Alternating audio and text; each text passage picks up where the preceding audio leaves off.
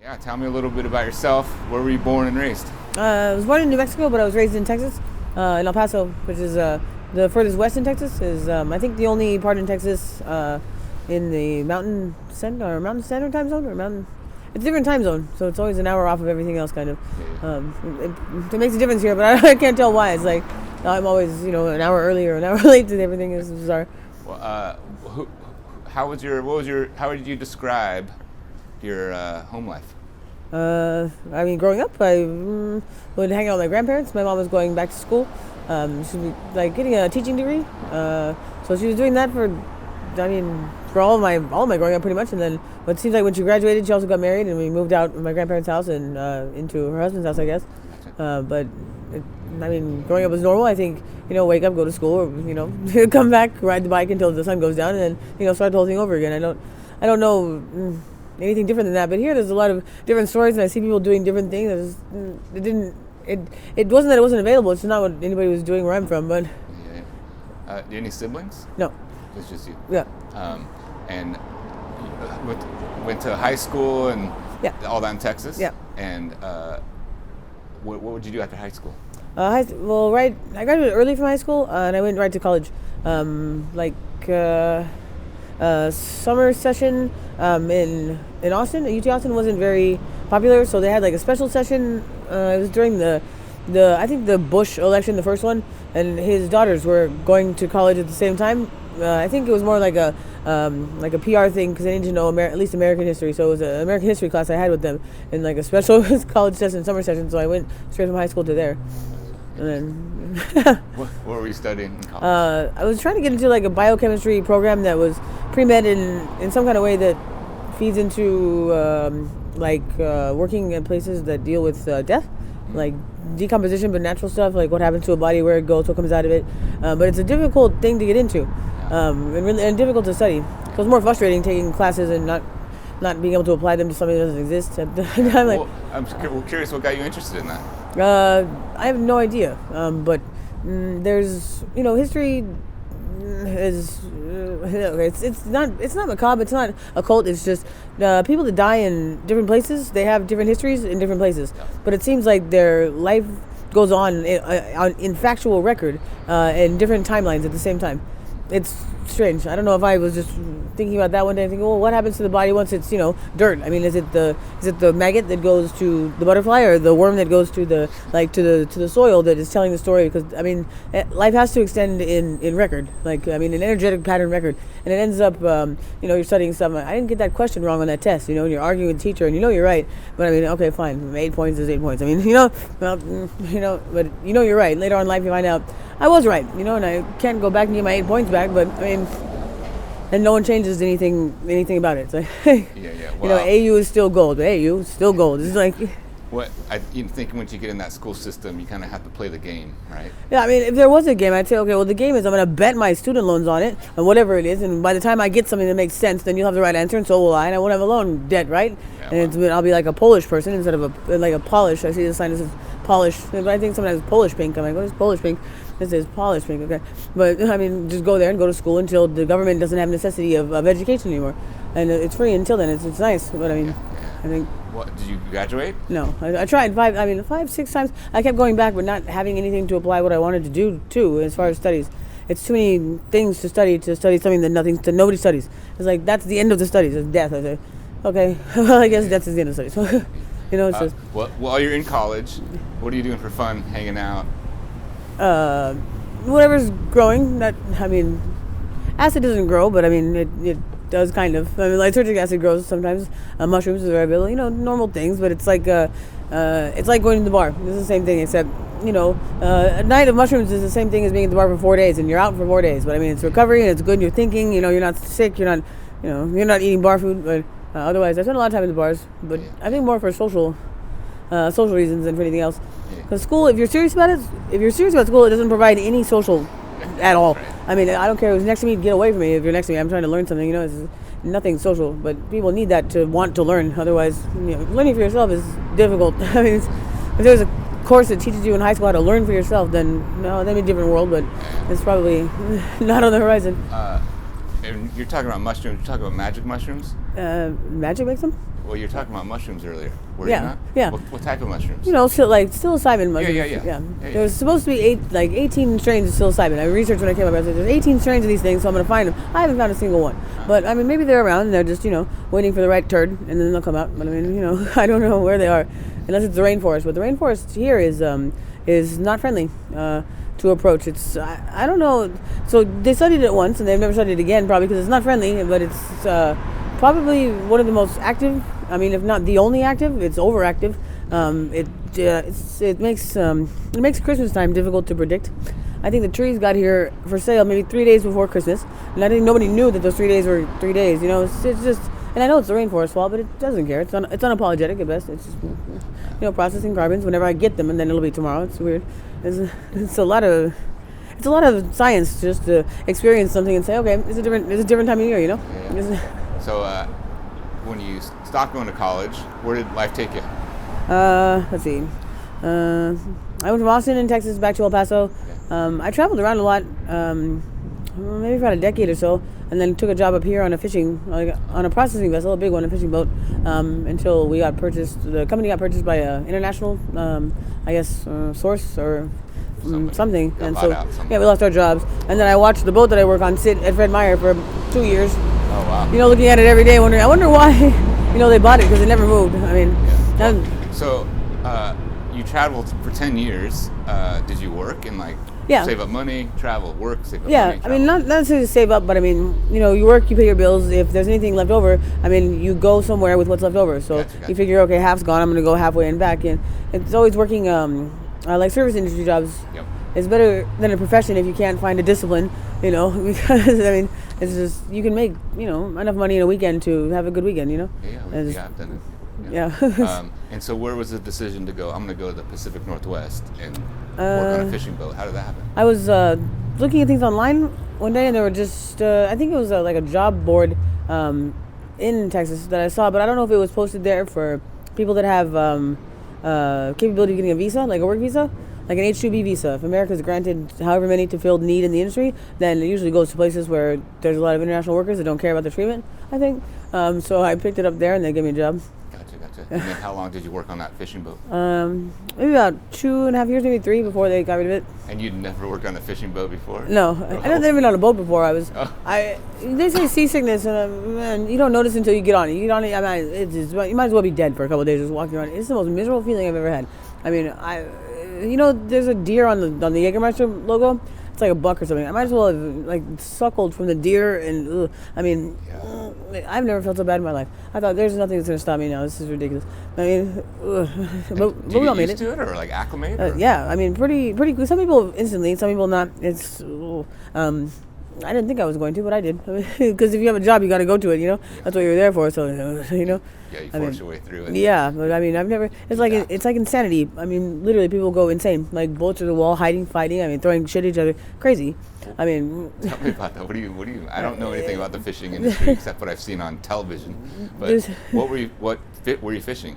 Well, we were fishing. I guess survival on the way up there on the boat. But it's a huge boat. It's like bigger than this parking lot. It's huge. You don't think that it moves that much, but it did. So we're fishing. It's like salmon, cod, herring, but crab. I think crab was the first season, just in different parts of Alaska. But going up there, I thought we all came to die in some way. I mean, it's just vomit. It's just sickness everywhere, and no one is responsible for anybody, even the people in charge. I mean, it's sick. I don't know if it was a particularly bad year or what. I mean, it was miserable. A lot of people didn't make it up. Just a trip from here to there. People were leaving constantly. Helicopters coming in and out. I mean, boats taking people left and right. I mean, didn't even get up there. I got there. It was okay. People, they acclimated back quickly to sanity. But I mean, some people, it's crazy. Yeah. I thought this is some kind of hell. We're going. Maybe there's Dante's boat and there's Enoch's boat. And they said there were flying carpets and they're just in the water, sick. I don't know. It's strange. Huh. And so, when your boat was docked for a couple of years, what did you do? I worked on the dock for as long as I could. I mean, until they got rid of everybody. And it just sat there. It was just strange to be docked in the Fremont Ballard area. For the industry, most people don't come to these neighborhoods, so they were loading people here. So this is what people are familiar with, but it's not friendly to kind of outsiders. It was like being in a like a Stephen King kind of desperation sort of situation, like, or American Werewolves in London. You're walking everywhere, then everyone can tell that you're not from there. But I mean, it got better, and I don't know that there's anybody. I think there were maybe one or two people left around that were locals that went fishing, but I mean, not a lot of locals. It was okay. The money from the season was enough to make friends in the bars, and once you have friends in the bars, you don't have problems anymore. I mean, even just in over-tipping, but I think, I want to say when everybody drinks, they over-tip, but I mean, some people just don't at all. But I mean, so everything was friendly for a long time until, it went away, and the money went away, and then everything was still friendly because I still move around in the same places, so I just don't go inside anymore, Yeah. Well, tell me about that. Does that lead up to your current situation? I had I had an apartment in Magnolia. Okay. I came back from one season, the last season, and when I realized that we weren't going back anymore, they didn't tell anybody. So I found out kind of, and I was looking for other options, and I bought a boat in Nickerson Marina. I thought, okay, I'm going to fix this up and move and do whatever, but I ended up kind of staying there off and on. I left the apartment, just told my roommate, hey man, I'm going to get out of this, because she worked at the company too, but the office, the corporate office, so she didn't even know that things were going on, so I just kind of snuck out while she still was happy with her paycheck, and her life was no big deal, and had the boat and was traveling just around kind of Seattle areas, and working on the boat off and on, and then the boat went missing one day, which is I went back, it wasn't there. Like, okay, and then stayed in the car for a little while. I had a job at the shelter, just like I think it's there's different grades of shelters, but it's like I don't know, the bottom, like, or the entry, the necessary shelter for a city this size by law. That one on 3rd and James, and then after that, I was working in a warehouse in Kent for a little while. But I mean, after that, I haven't worked in years, but I don't notice the difference between having a paycheck and not now.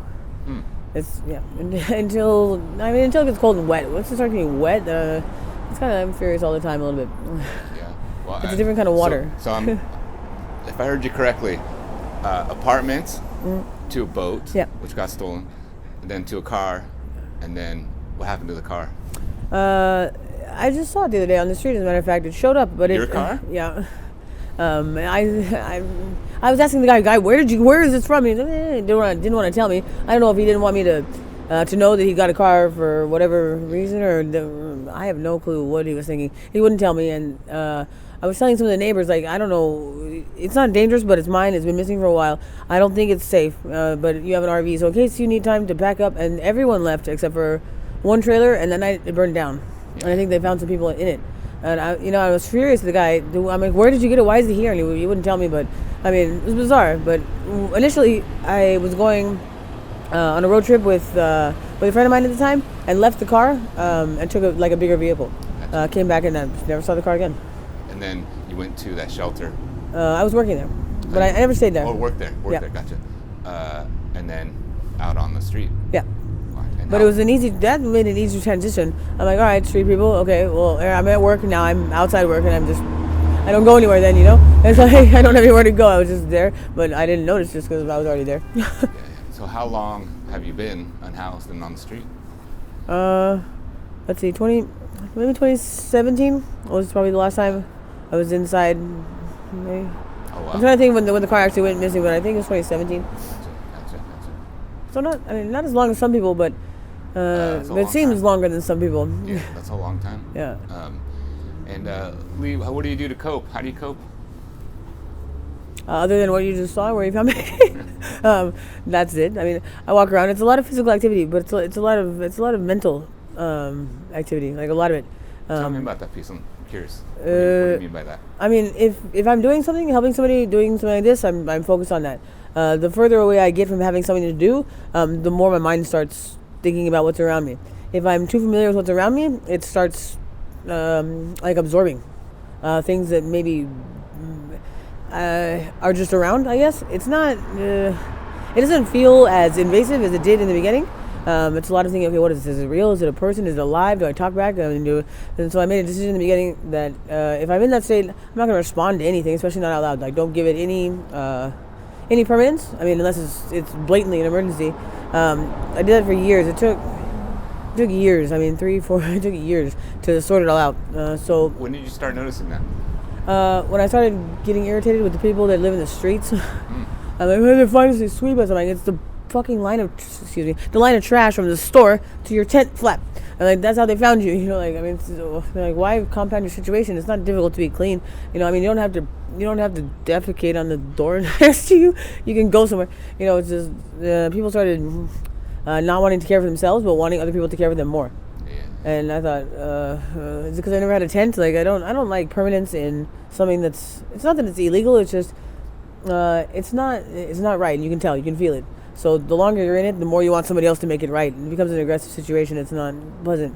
So I'll help people in and out of whatever. And it's a lot of people walking around, so it's a lot of things to do, honestly. But when everybody's either pig-headed or dead-headed, it's just, you know. Then I start wandering and finding things. But things that come to you sometimes, there are serious emergency situations, and you'll find yourself running into, you know, a bird with a broken wing, or, you know, like an insect stuck in like soda. I mean, then it's a person that's bleeding, and you just get there naturally. It's bizarre. But yeah, that's nonstop. But I mean, following that around all the time is, it's not helpful for anybody, because they're not going to get out of it themselves. I mean, it shouldn't be that people are so sensitive that they can just find you when you stub your toe, you know? So, like this guy in the tent, I mean, but he's having different problems, lady problems. But I don't know how much men need help with lady problems, but sometimes they need all the help because they're like, I'm a good man, and they are. And I'm like, okay, well, I mean, here you are looking through tampon wrappers to see if, I mean, what are you doing here? He doesn't know, but I mean, some lady needs something, you can tell, but he doesn't know how not to offend her by stopping what he's doing, you know? It's different, but I mean. Leigh, I'm curious, is there anything you want the people of Seattle to know? That they already don't know, that they don't see, they don't hear? No, I mean, you shouldn't judge anybody, but try to not judge, but judge more like harshly. Don't be so kind. I mean, if it's wrong, it's gross. Hey, it's wrong, it's gross. And I mean, even just walking by and saying something like that it has like it's an impact. But I mean, it's an impact for the person inwardly. I mean, it's heavy, you know, and heavy for a long time, because sometimes they don't realize that. People see them, they hear them. It's not okay what and how they're living, but tolerance is requires progression, because otherwise it's not tolerance. It's just okay. It's not okay, you know. So just sweeping and all this kind of stuff is nice. Giving food is nice. I mean, give stuff that you don't like. Like, here's oatmeal and beans.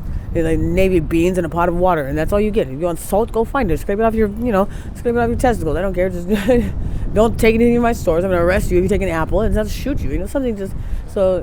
Otherwise, I mean, these buildings, they're empty. They're pretty, I guess, but they're gonna stay like this. I think it's an example because the real estate value is too high. I mean, I don't think people realize this could be. I mean, it's like third ward somewhere. I mean, and it really is, and this is all it's ever gonna be.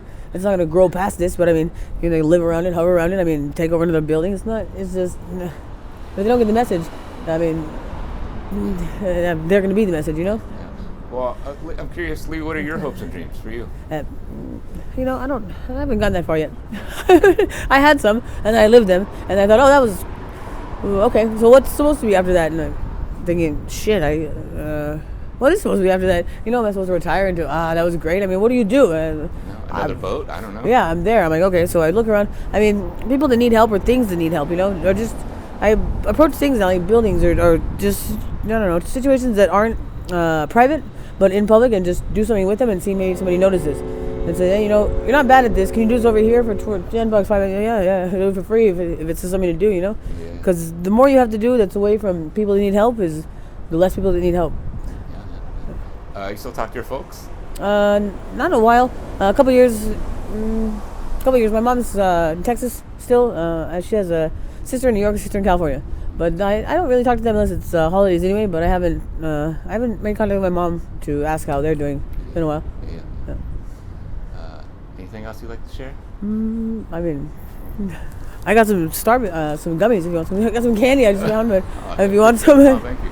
Well, thanks for your time. I appreciate it. Thanks. Good to hear your voice and hear part of your story. Awesome. Thank you.